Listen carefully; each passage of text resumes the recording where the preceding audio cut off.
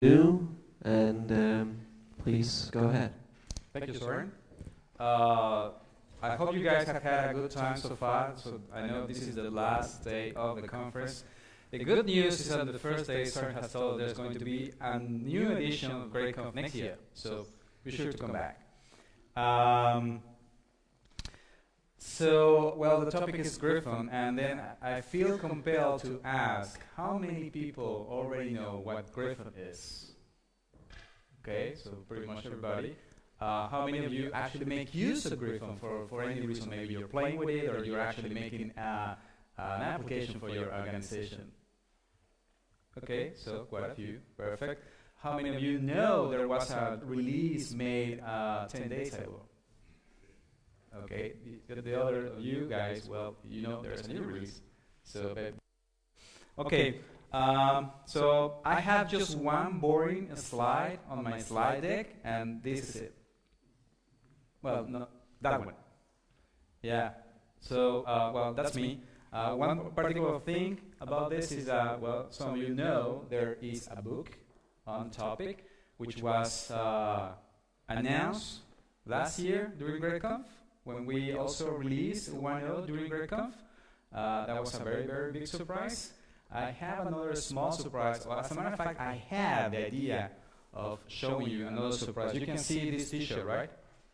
This is an stylized version of the Griffon logo as a Mexican wrestler, a mask. I already have a mask like this, but sadly I couldn't bring it. So that was a surprise. Well, the next time we see each other, I will have a mask on, and maybe I'll have some additional masks to give away. Okay. There are some stickers here, in case you want to take it afterwards. There are also a few pins of the same mask logo and the Griffon logo, and there is one t-shirt to give away for the person that asks me the most difficult questions that I can answer. And I should warn you, I know what is the answer to life and universe.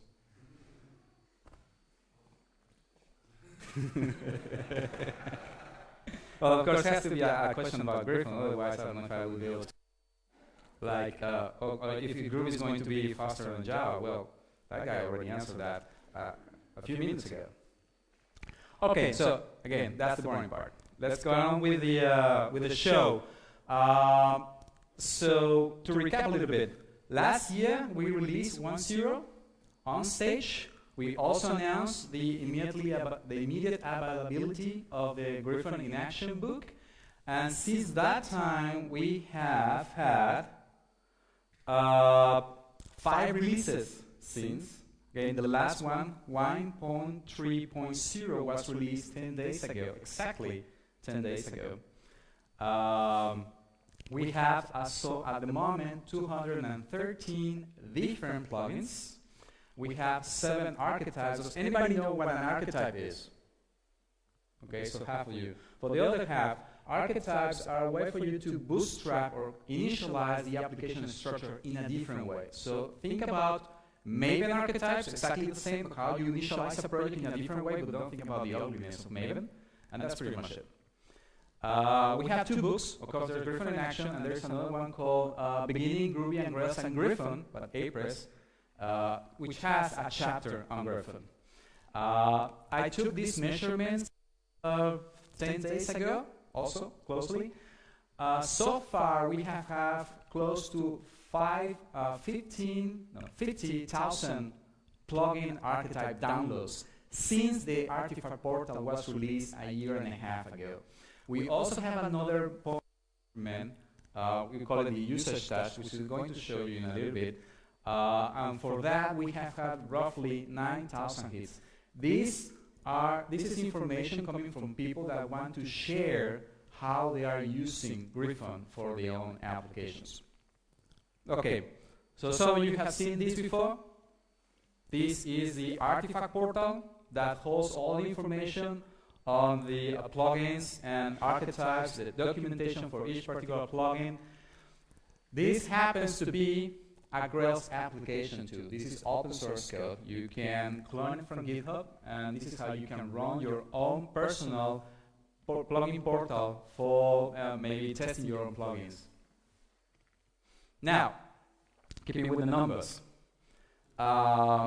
we are now hosting the binaries at Bintray. Bintray can give us very nice download statistics. We started hosting the binaries in February 4 of this year. The release was posted in January 11, so almost a month after those two things. Since then, GUI 1.2 has been downloaded a little bit more than 2,800 times. I would say that is pretty significant. Before, we didn't know exactly what was the size of the community. Now, I'm really surprised to see this number because usually you don't hear people talking, hey, I'm building a desktop application as much as I'm building a mobile app or a desktop or a web app, right? But this number gives me a lot of confidence that there is a good number of people making use of this thing. Now, since we posted 1.3, again, remember, just 10 days ago, we have had 1,500 downloads. I think that the number is actually now 1,600 since this number was posted 7 days ago. So it's quickly gaining ground on the other version. So many people have been upgraded to the latest release. People often say that for open source projects like this one, another good number of measurement is how many bugs reports you get. This is what we have at the moment. Out of all the old bugs, I think that the current number of bugs is 638 currently open. We have closed 87% of them. So we have done a pretty good job of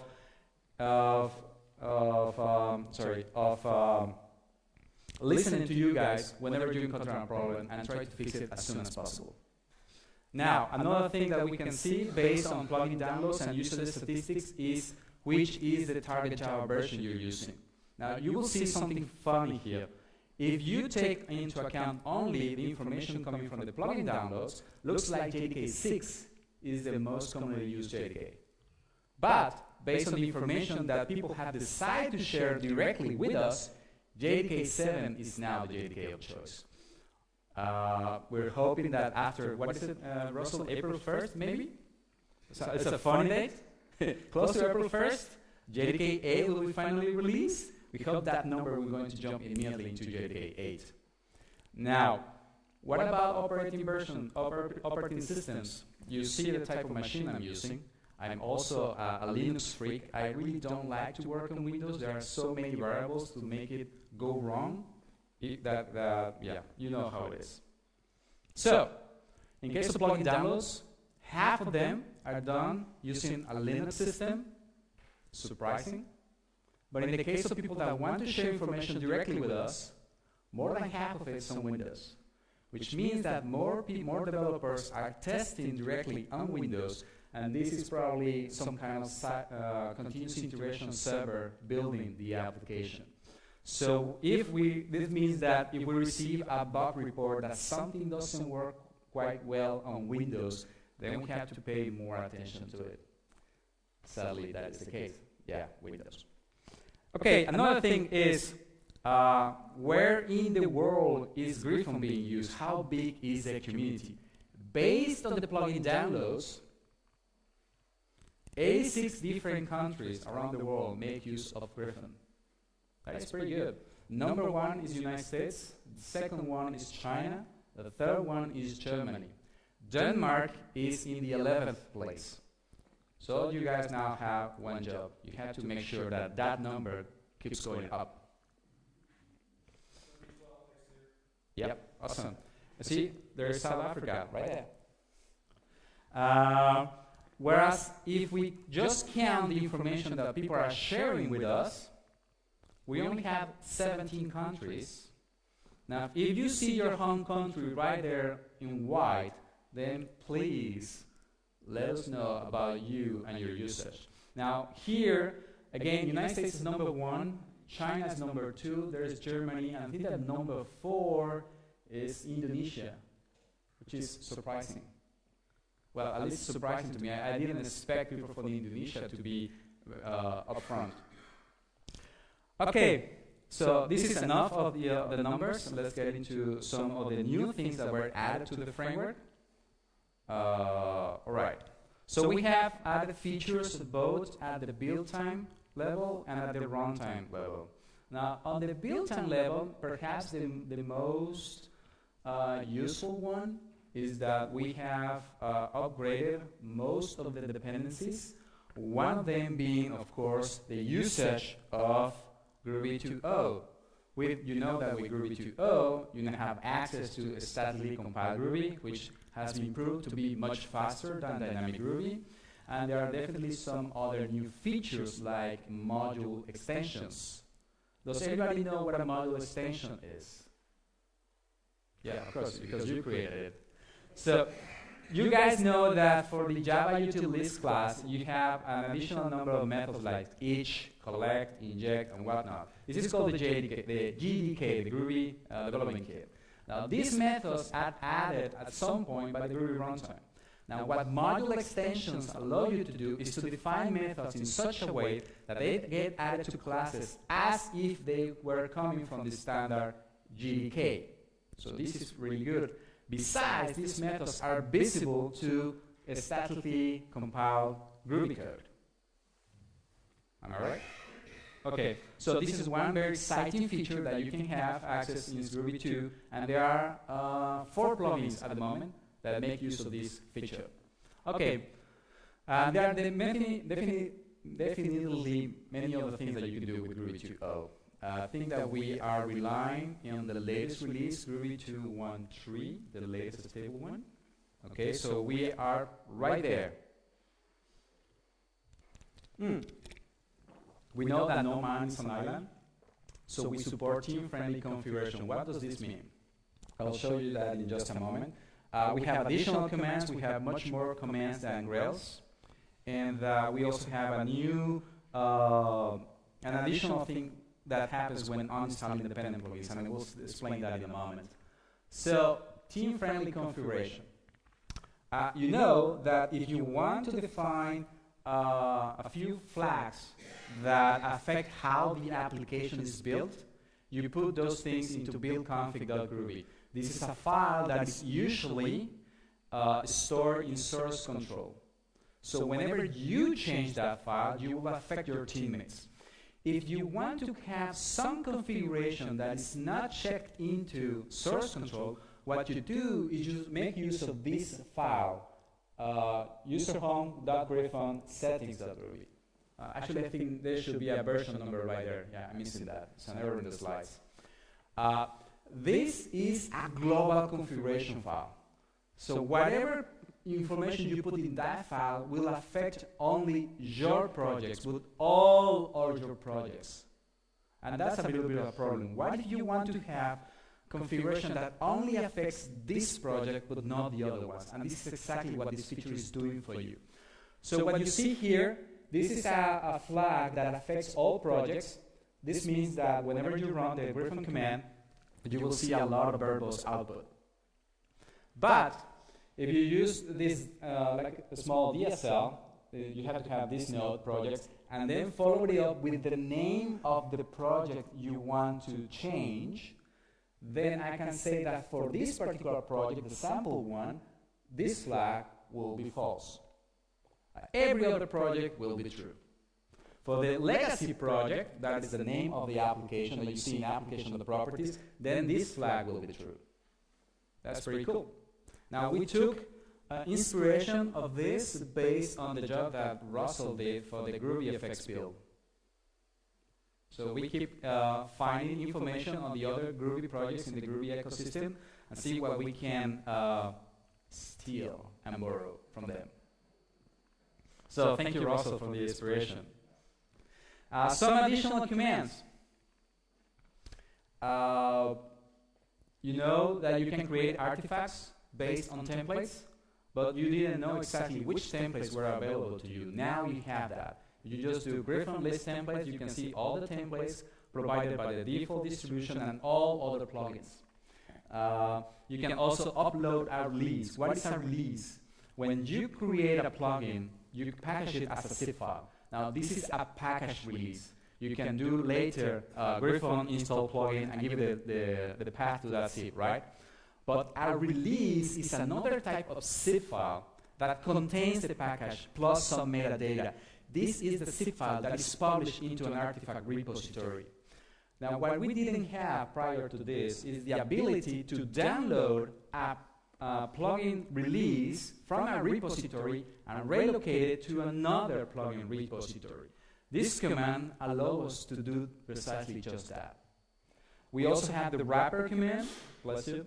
When you create a new application, you get the Griffon wrapper files. But if you delete those files, there was no way to get them back. The wrapper command will always create these files for you with the latest versions or update the number version for you. We have the usage test. This is the command that will allow you to send us information whenever you run Griffon. Doesn't matter in which way, whether you use the Griffon command, the Griffon shell, running within an IDE like IDEA, or using the Gradle integration. Finally, the plugin's dependency report. So I'm going to show a few screenshots of these commands so that you see what is new. Now, this is a screenshot of the output of the list templates command. You see here are the standard ones from the default archetype. These are the ones coming from Swing. So Swing is the one that defines the view. That is how you see when you create a new application, you get a standard view that says application, and inside that is a label node. Well, this is the guy that does precisely that. And this template is different based on the plugin toolkit that you're making use of at the moment. So it may be Swing, it may be JavaFX, it may be SWT, it may be something else. Now you see some of the things here. So there are some other plugins that provide additional templates. And you can also have templates written in different languages. Because you know, you can write a Griffon application with Groovy, or Java, or Scala, or any other of the 9 different languages that we support. Now here's another command that if you have used Gradle before, looks very similar. Now we have a dependency graph for all the plugins. Not only can you see, well, my application depends on the CSS Builder plugin, but I know that that particular plugin has a transitive dependency to the Swing 1.2 version plugin. And I know that this plugin has been downloaded for my local Griffon artifact repository, whereas this plugin does not exist locally, and if I need to download it, it will be downloaded from that repository. So this again goes to help you with reproducible builds so that you know what things are coming from where. Here's another example of a Gradle-like report on the command line showing you all the dependencies for the runtime configuration. We have this report as a nice HTML and XML file, but you can also get them on the command line. Now, those of you that have used Grails 2.2 and Grails 2.3 have seen these too. We saw that Grails added this feature, and we decided to copy it as well. Now, uninstalling plugins. It's possible for a plugin to have other transitive dependencies to other plugins. And if you install the parent one, the transitive will install. Sometimes this is good. Sometimes this is bad. So what we now have is the ability to uninstall a plugin plus all of its dependent plugins. You also have the ability to get a report of what is going to be uninstalled, but do not do anything. So don't touch the configuration. I just want to know what is going to happen if I actually want to run this operation. Yeah, question. So the question is, do we handle optional dependencies? In this case, it's all or nothing. But there is a catch. And I'm going to show this example. Say, let's see. In this report, see, this is a nice thing to have this graph. So now I can follow with the example. Is that, let's say, Dialogs plugin has a dependency on GlazeList, which has a dependency on Swing, and there's also Mic layout. Okay, this is the important one. Look and Feel has a dependency on Mic layout. And Look and Feel Meta Yuya, just killed my, this thing, just because I'm playing with it. Where will you press it again? There we go. That will teach me to to stop playing with this thing, right? Okay, so you can see Meet Layout is here and there, and Look and Feel is here as a standalone thing, and also as a dependent here. If now I decide to uninstall the Dialogs plugin with all of its dependencies, that means uninstalling Glazlist and uninstalling Meet Layout. Well, if I do so, I will install Dialogs, I will install Glazlist, but Meet Layout will still be kept. Why? Because it is required by Look and Feel. But if I uninstall, let's say, Meet Layout directly, then, well, of course, these two will not work correctly, but that's exactly what I wanted to do. Maybe I was upgrading a different version. But for plugins that are dependent, and there are some other guys depending on exactly that one, more than one, then it will not be uninstalled. So I guess, will that answer your question? All right. So what I'm going to do with the example is uninstall this guy. Or at least generate a report. What's going to happen if I try to uninstall this guy, Look and Feel MetaUvia? If I do it in the regular way, notice that this new addition, this new flag, dry run equals true. Then I get a report of all the plugins that are going to be uninstalled. Just that one. That means all of these dependent plugins will still be left hanging in my application configuration, which may be or may not be a good idea. But if I use the force flag, then I will uninstall this guy, but notice that its other dependent plugins will also be uninstalled. So far, so good? Perfect. I think that there are a few other build time capabilities that have been added to core, but I guess these are pretty much the most exciting ones. There are some other runtime features that we have added since. Messages and internationalization. We had a plugin before called the internationalization plugin. Now we have added this feature directly into core. So every Griffon application is now internationalization aware. I guess that is pretty good, particularly for me, because English is not my native language, and I can write my own applications in my own native language, which is Spanish, by the way. Resource resolution and resource injection. This is pretty cool. There are a couple of plugins making use of this guy. Service configuration DSL, we will see that. Controller actions and action interceptors. The last one comes from the latest release 1.3.0. We will see a pretty cool example of that. So messages and internationalization. That is pretty much resolving messages defined in resource bundles. So the API is quite simple. You give it a key. If that message is not found, you will get an exception, no such message found exception, which is okay.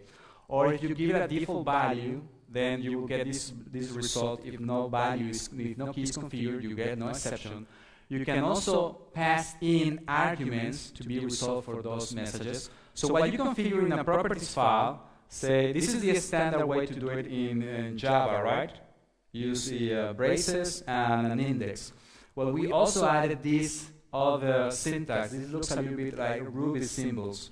What happens is that here we either accept a list or an object array of arguments, and for here we accept a map. So notice how we're making use of those two keys.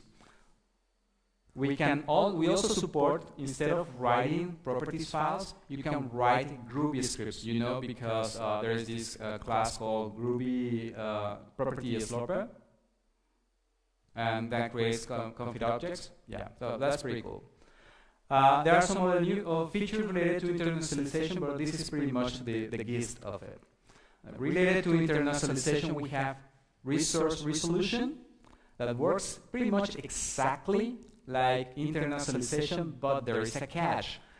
The returning object of this method call may be object. For the other guy, has to be a string. We are resolving messages on the other guy. For this, we may be resolving something else. So what this example is doing, this defines a path to an icon. And when I invoke this method, the result will be an image icon object. It will not be a string. How do we do this? By finding the proper matching property editor. So if on the other side here we have we are assigning a property of type image or image icon, the output here will be of the right type using those property editors. That's pretty cool. There's also a feature for you to register your own custom property editors if you don't like the default ones. And we pretty much cover all our bases with the swing classes that require these kind of classes. Color, image, gradient, icons, and files, URLs, and all the primitives. We also have resource injection. So if we are able to resolve resources, we also would like to inject those resources. Let's say that in a properties file, we define these two keys. This is just regular text, and there is a representation of the red color and on an extended format without alpha, and this is the short format for the white color. Okay? So now we define this class. We make use of this annotation. This is not an AST transformation. This is just a regular annotation, which is great because as it's not an AST transformation, this can be applied to Groovy code or Java code. If I were to rewrite this thing with ugly semicolons and put the public modifiers and maybe private here, making it ugly Java code, this thing will still work as is. Okay, so what we're doing here, we're taking again advantage of convention over configuration. Notice the names of the keys. Sample model, so this is the full qualified class name for this guy, and then the property. Notice that inject a resource for that property that matches that name, so package, class name, property name, right there. There's nothing else to be added. Whereas this other guy was saying for this property, we would like to match it to this particular key. And that's it. When the Griffon application bootstraps itself, it will locate these resource files and locate this key and transform this string into a color instance and set it as the value for this property. That's pretty cool. The questions, Pat? No? There is a plugin called the theme plugin that makes use of this property, actually this feature, and you can even change the theme while the application is running, which means you have to re-evaluate all the resources and re-inject them, but only on those places where inject a resource is defined. That's pretty cool. Here's another feature that we have added, the service configuration DSL. On one side, we have a service definition. Say that we have a server class that will, I don't know, it's HTTP or something else, whatever, it's just a server that requires two properties, host and port. We will make use of that property inside a service. Now we need those two properties to be defined somewhere. Maybe they come from the application configuration, maybe the user types in that information, but I don't know. So when the time comes for connect, we have to create a server instance with those two values. Now, by default, we may have some values defined in the application configuration. How? This is where we added. This piece of code is added into the config.groovy file. We use another kind of DSL. The top node has to be services. Then we give it the matching name. This is network, so that is network service. There we go. And then we define the properties. So when the application bootstraps and the service instance is created for the first time, again, services are treated like singletons, then we find the matching configuration and apply it right there in those two properties. And that's it. This is a node. So this is quite simple. If you make use of Spring, maybe you set the configuration in a different way, like the regular Spring way. But this is also friendly with the Spring. Even if you use the Spring plugin, you may define these properties with this DSL. It doesn't get in the way. I'll say that there were other features that I would like to show. Controller actions, you may have seen them before. I think they made a debut in Groovy 1.10. And action interceptors that were added just recently. And for that, I'm going to show you some live code. And remember, If it's not live, then it will not crash. So I'm hoping that be the case, that we will not have any crashes. So let's see. Let's switch for a moment. It will take 1 more second. Perfect. I will run the application first, and I'll show you quickly what's going on with the code. So Griffon, I will show you that is Griffon 130. Yeah. In case you didn't know, whenever you want to define a bug report, just run Griffon-version. I will give you this output, which we also copied from Gradle. All right. Griffon, run app.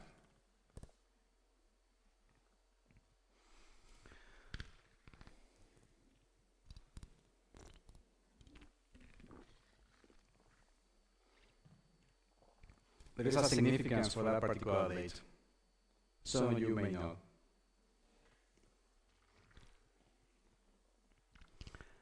Okay, here's an application. It's quite simple.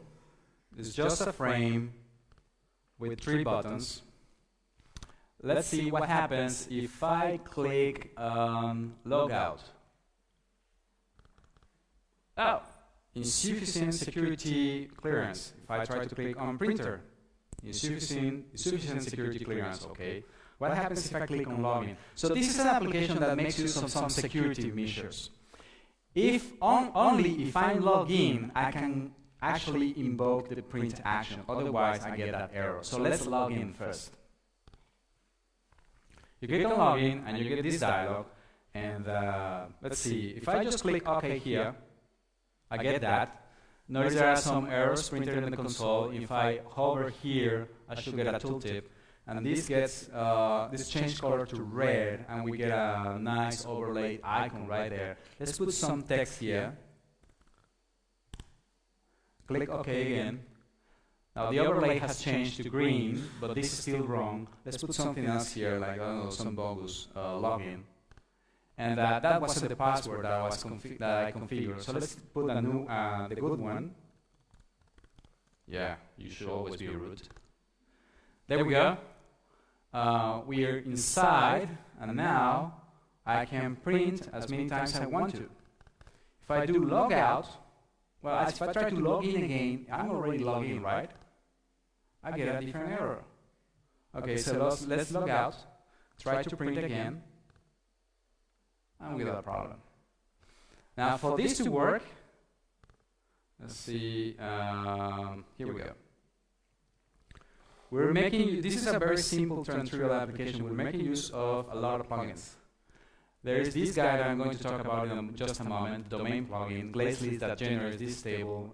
We're making use of Jota time related to scaffolding, MIC layout, JS layers, how we put the overlays on the text field.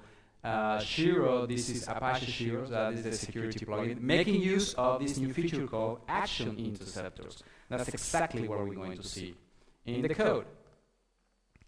All right? So let's see the code for that in the controller. Here we have the printer action, login action, and logout action. Notice that those 3 actions make use of an annotation. This is an annotation again. This is not an AST transformation, so I can rewrite this code in Java, and it will still continue to work. What the action interceptor does for you is this action interceptor will be invoked before one of these actions get executed by the framework. You may abort the full execution of the action, or you may continue. And after the action has been run, then you can also do run your own custom code. So in particularly, the Shiro plugin registers an action interceptor that matches this configuration to the action name. And if so happens that there is a currently logged-in user whose permissions match this set of permissions, then this action will be run. Notice that login requires a guest, which means you cannot be authorized, whereas logout requires authentication, so you must be already logged in. That's why if I click login, then somehow this will pop up a window. We'll see that what's going on here. And if I try to log in again, and I'm already logged in, then this is the condition that will make it fail. Now here's another thing that you'll see with this action definition. What is this guy? That's some other argument. Who creates this guy? Well, that is another action interceptor. This action interceptor comes from the scaffolding plugin. Let's have a look at that login command object. Does that look familiar to you, the Grails users? This is exactly like a command object from Rails, right? Turns out that the framework, that particular action interceptor, is aware of this type of objects, command objects, and whenever it sees one, it will automatically generate a dialog based on this information and these constraints. That dialog that you saw with username and password, okay, cancel, I didn't create it. It was dynamically created by the plugin based on templates. And you can override all those templates. If I go back to the command line, I think that the command for showing all these scaffolding templates is list scaffolding templates. I should do it. Let's see if that is true. Or is it install? Yeah, it's probably install. Yeah, that didn't do it. So let's try another one. This install. I think that is the name of the command.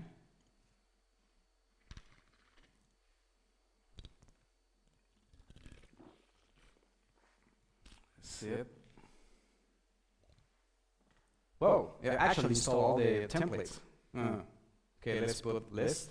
There we go. This should do it. I just want to see them, though I already copied them to my application. Okay. There we go. These are all the different templates provided by this plugin. You can override all of them in a very smart way. Notice here, these ones are related to Jola time, minutes, months, and years, and weeks. Because the scaffolding plugin and the domain plugin will be the basis for bringing Gorm into Griffon. And because you're working with dates, we know that Java util date and Java SQL date are really, really bad. You should be using Jola time if you are stuck with JDK 7 or less. If you're using JDK 8, you use JSR 310, and that's it. So when JDK 8 gets fully released, we will upgrade this template so that you may use Jola time or use JSR 310. And yes, and Stephen will be happy. Okay, so what really makes me happy about these particular features is that notice how concise the code is. You just have to define what a command object is, and I just take the power, make use of the power of templates. On the controller side, just annotate these things with the correct settings, given that there will be an action interceptor doing the work for you. Now, there may be some other action interceptors in the future. Imagine yourself that this action will have, if you want to have a transaction applied to that action, just put @transactional on top of it. And magically, a transaction will be created whenever you invoke that action. And it will be commit when the action gets executed at the, once you finish here, or will be rolled back if any exception happens. Isn't it cool? This is exactly what happens with Grails and filters. Now we have that power in Griffon with just a different name for the feature. Speaking of transactional, the guys at the Hacker Garden 2 days ago made sure to add transactional as an AC transformation to Grails. That's pretty cool. Okay. Another thing that I had to mention about this particular plugin is that it's toolkit agnostic. I have the same application running in JavaFX.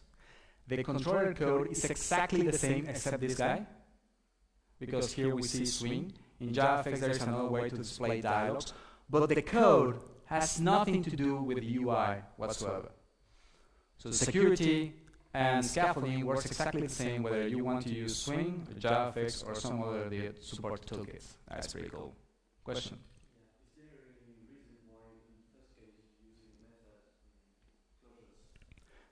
Okay, is there any reason why here this is a method and this is an action? Yes, to show you that both syntaxes are supported. It doesn't matter if you use method or closure, you can annotate them and the action interceptor will do the right thing. Notice also the names that we have here. You saw that the buttons have a specific name. And if I run the application again, that will be GA. I have my own aliases, so I don't have to keep typing a lot. So G is an alias for Griffon, A is an alias for app, which extends up to run app, so GA is run app. You see that, app.groovy. Anyway, so you'll see in a moment, again, those three buttons, but in the top, here we have this menu. So let's put that together so you see them neck to neck. These names are important, and notice the actions here. Right? I didn't specify this information on the controller. I, however, specify this information coming from resource bundles. Here.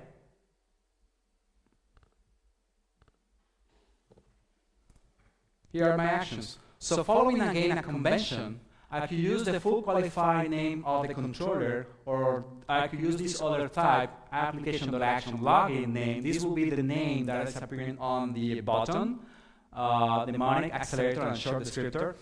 Without changing the... okay, let's close this one. Let's change this thing to something like, I don't know, something silly, login, and run the application once more. And you will see that the name of the button is different.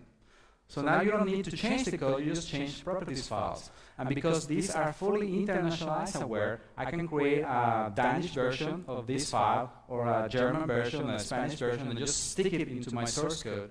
And that's it. See? Login now. As easy as that. Perfect. I have another example that I want to show you. Some of you were probably yesterday at Stephen's talk on Groovy effects. Well, Groovy effects, for those, Groovy effects. For those of you who don't know, it's kind of like a DSL on top of JavaFX. That makes use of Groovy, of course. So that way you can write JavaFX in, what would be the correct way to say it, Russell? In the same way to write JavaFX? Yeah, that's perfectly good. So what we created at the Hackathon 2 days ago was a small application for running ASCII Doctor. And this is done with JavaFX. Why? There is one particular reason. You can transform ASCII doc sources into HTML. Can you tell me which is the best way to visualize HTML? What is the type of component that we use every single day to see HTML? A browser. WebKit. Do you have access to such kind of component in Swing? Not really, but you have one in JavaFX. And that's exactly what we have here. On the left side, we have a simple text area with some ASCII doc source. And on the right side, here we have a WebKit view from JavaFX.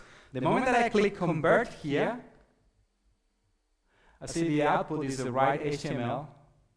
And here we have the correct HTML with some style sheet. This took us roughly 2 hours with a little bit of tinkering and finding out what were the correct names for JavaFX and GroovyFX. But I was helping the guys, and the guys that did it, they didn't know nothing about Griffon, nothing about JavaFX, and still were able to do the job in under 2 hours. That's pretty cool, I would say.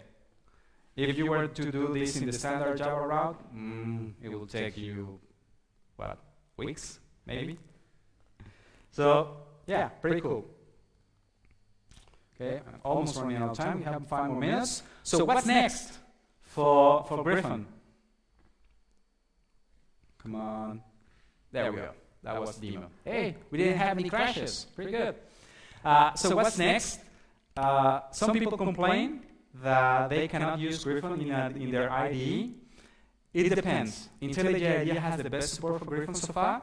There is one particular problem with the dependencies. If you set up the Griffon application from within the IDE, if you call the command line Griffon integrate with IntelliJ IDEA, you get the right dependencies. But you have to regenerate the files every single time. So what we want to have is everything inside the IDE. That will happen. Also, NetBeans, there is a plugin for Griffon that has the same problem. The dependencies are not recalculated at the time that they should be. We will fix that. Eclipse STS is now open source since last year. So we're looking for volunteers. If anybody here is a fan of Eclipse, helping us transform and translate Grails STS into Griffon STS. Domain class support, you just got a glimpse with the scaffolding. What we need to do now, we already have finders, dynamic finders. We already have static methods added to domain classes. It already works. But we're doing it in such a way that we not only support Hibernate, but we support other persistent options. Because you know there's SQL and NoSQL. Yes, we will have a Neo4j option. It's already in the works. Yeah, sadly I have to say MongoDB as well. But we'll make sure that Neo4j will be the first one. And many other persistent options, so that in the end it doesn't matter which persistent option you make use, the API is quite consistent. We will be adding more plugins. Yeah, of course, this has to do with scaffolding and templates and whatnot. We will be creating more plugins for you. And correct me if I can see it, Niels. Niels is right here in front of you. He's working on the Maven support for Griffon, which is still in the experimental space. I know, but some people, I just received an email yesterday night. Somebody wants to run Griffon using Maven. What can you do? If there are enough people asking for that feature, then we have to figure out a way to do it. And Niels is helping us get into that goal. So thank you, Neil.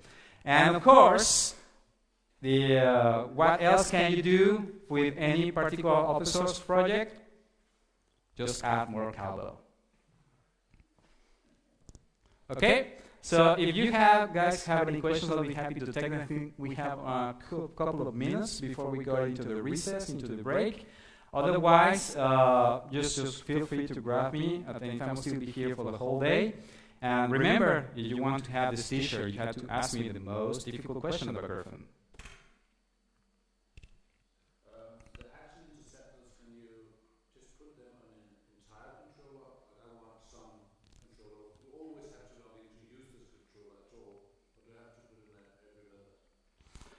You can put it at the class level. Say that you can, if I go back here to this, the code base, to the controller, I can put requires authentication at the class level. So now, action you define must have a subject registered with the Shiro. Now the Shiro plugin also allows you to configure the security realms in different ways. I'm using the default one, which is based on properties. But as opposed to the Shiro plugin that from Rails that assumes that your realm comes from the database, this one does not. This one will allow you to create a security realm any way you see fit. But of course, it comes with a default. And the default is right there. It's just the properties file. So I know that's why it's the password root and root. Now you see, oh, now you can hack this application. Any other questions? Are there any long-term plans for the grid? Like grid has its own for 3.0? Yes. So the question is, are we ever going to move to Gradle instead of Gantt? Because here we have the creator of Gantt. He has said that Gantt is pretty much reaching end of life in favor of Gradle. Am I correct to say that? Yes, we will eventually move to Gradle. We might piggyback on the job done by Grails, or we might do it in our own way.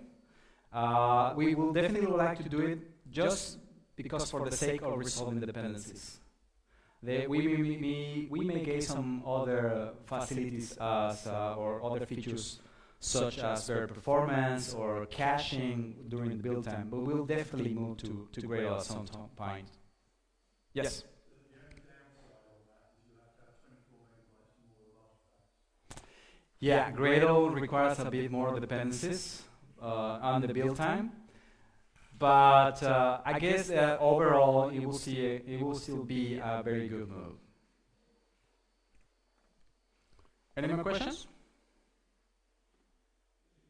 Yeah. You mentioned the download numbers from particular sites. Are you taking into account the GVM downloads? I think that the GVM downloads go directly to the same link that is posted by Bintray. Yeah, of course, these artifacts are also posted to the Codehouse Maven repository, which is mirrored by the central Maven repository, which is also mirrored by Bintray's JCenter. We cannot count those downloads, so we definitely have more downloads that we have seen. Those ones are only counting the binary distribution, the zip file, and the tarball as well. So those are pretty good. Well, so I think that's pretty much what I have for you guys. Thank you very much. Continue enjoying the conference. Again, let me remember there are some stickers and some pins for you, and I think that the t-shirt goes for you, Mr. Thank you.